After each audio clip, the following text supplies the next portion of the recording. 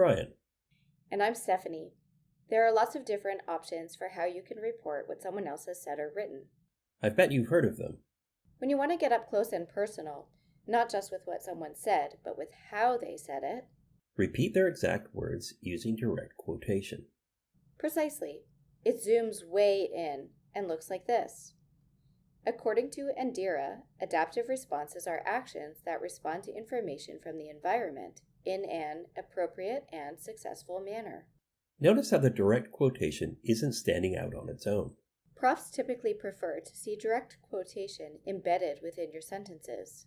So quotation works when the exact wording is important, but when it isn't, you should zoom out from the text a bit and explain it in your own way using paraphrase. Strive for an efficient and accurate representation of the original text, while also making the paraphrase work for your own purposes. Right. Look at this paraphrase of what is likely multiple paragraphs in the original source.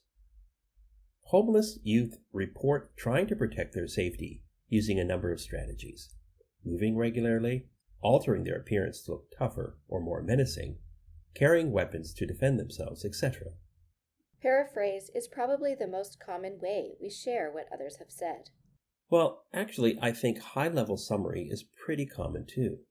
Oh yeah, I see it all the time when writers mention the topic, central argument, or gist of a text. We see it here.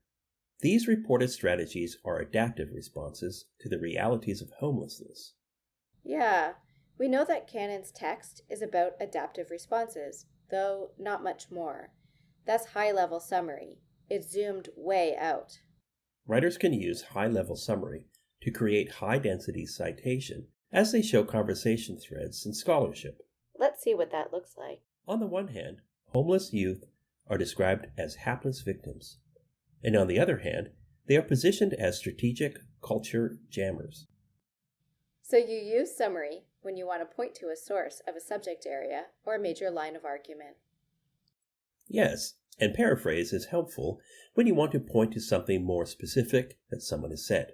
And direct quotation when you want to draw attention to or examine someone's precise phrasing. With a little practice, switching between these strategies will become old hat. Yeah, you've got this. Until next time, happy writing.